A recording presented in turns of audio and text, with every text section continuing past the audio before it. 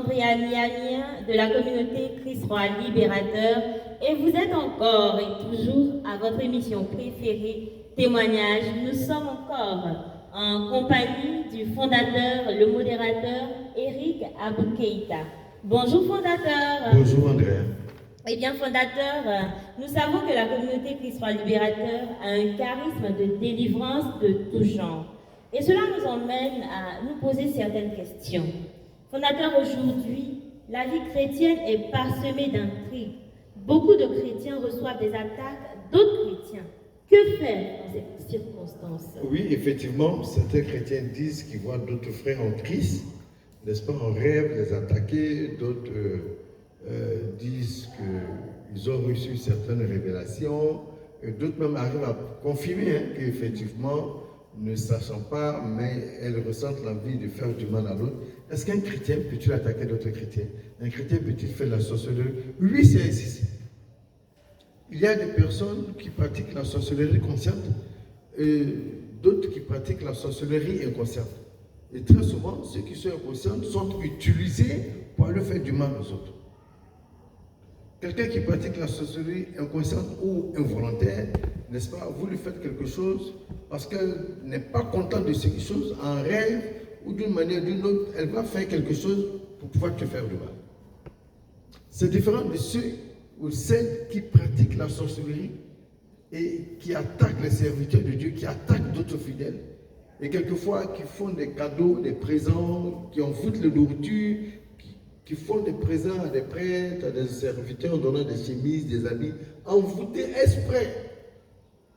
Ou en pleine prière, en pleine messe, vous recevez des attaques de vertige, vous êtes fatigué, vous êtes essoufflé, parce que ça se fait. Et il y a ceux qui n'ont pas fini leur délivrance, parce qu'ils pratiquaient la sorcellerie, qui n'ont pas fini leur délivrance, qui retournent, n'est-ce pas, et qui reviennent en force contre vous. Voilà, et toutes ces choses existent. Donc, il faut faire attention. Je ne demande pas d'avoir une certaine psychose, de soupçonner tout le monde, mais il faudrait que ta vie soit en Christ et réellement en Christ.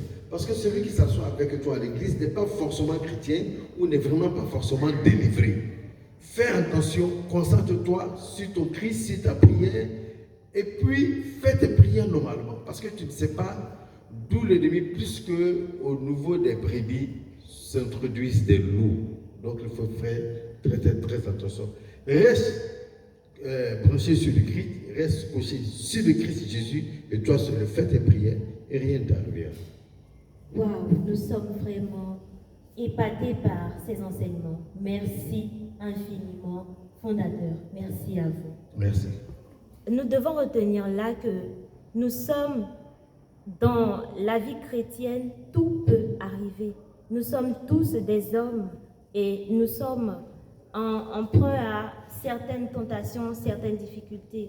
Retenons simplement que nous devons juste rester centrés sur Christ, notre foi et la prière. Merci à vous. Merci à vous. Nous vous disons un grand merci et nous vous invitons à partager, à vous abonner, à liker, à réagir. Si vous avez des suggestions, des préoccupations, faites-nous signe au numéro suivant, le 05 45 45 45 49 et le 07 89 39 10 75. Merci et que Dieu le garde.